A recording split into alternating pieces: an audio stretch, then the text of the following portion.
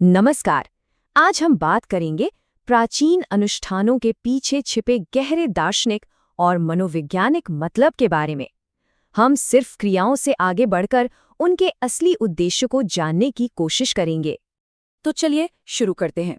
सबसे पहले सेक्शन में हम ये समझेंगे कि हिंदू रिचुअल्स में जो शुरुआती तैयारी होती है, जो प्रेपरेटरी एक्शंस होते हैं, उनका असली मकसद क्या है। तो सबसे बड़ा सवाल यही उठता है कि आखिर इन कॉम्प्लिकेटेड रिचुअल्स का असली मकसद क्या है। क्या ये सिर्फ कुछ खाली रस्में हैं? नहीं, बिल्कुल नहीं।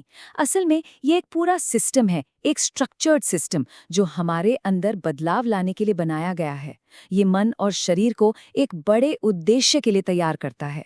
देखिए, साधना की शुरुआत होती है इन 3 सिंबॉलिक कामों से। सबसे पहले आचमन। इससे पवित्र जल से अपनी बोली, मन और अंदर की चेतना को शुद्ध किया जाता है। फिर आता है शिखावंदन।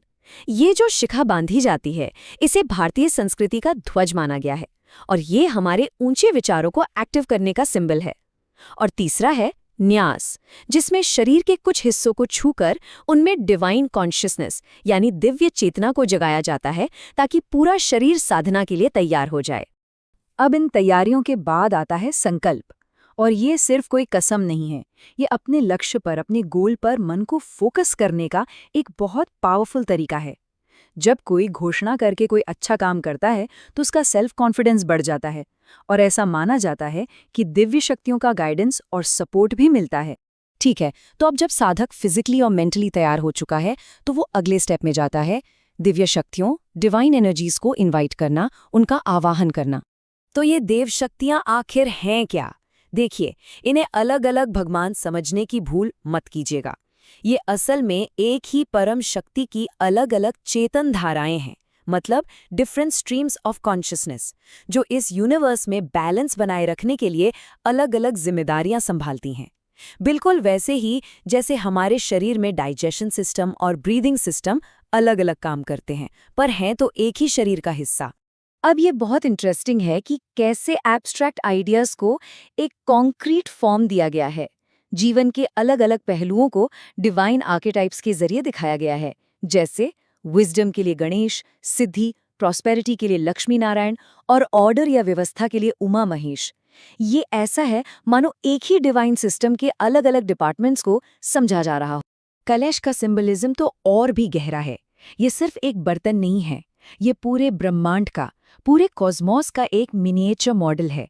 इसके अंदर का पानी शांति का प्रतीक है और उस पर जो जलता हुआ दीपक है वो हमारे तेजस्वी कर्मों का, हमारे राइचस एक्शंस का। ये हमें याद दिलाता है कि शांति और एक्शन दोनों साथ साथ चलते हैं। तो चलिए अब आते हैं इस विश्लेषण के बिल्कुल केंद्र में, गायत्री मंत्र, जिसे आध्यात्मिक जागरण का सबसे बड़ा टूल माना गया है। ग्रंथों में गायत्री मंत्र के लिए एक बहुत ही पावरफुल मेटाफोर का इस्तेमाल हुआ है, कामधेनु, यानी इच्छा पूरी करने वाली दिव्य गाय। अब ये मेटाफोर ही गायत्री मंत्र की इमेंस पोटेंशियल को दिखाता है। इसका मतलब ये है कि जो भी इसका आश्रय लेता है वो न सिर्फ मटीरियलिस्टिक बल्कि स्पिरिचुअल रूप से भी वो सब कुछ पा सकता है जो वो चाहता है।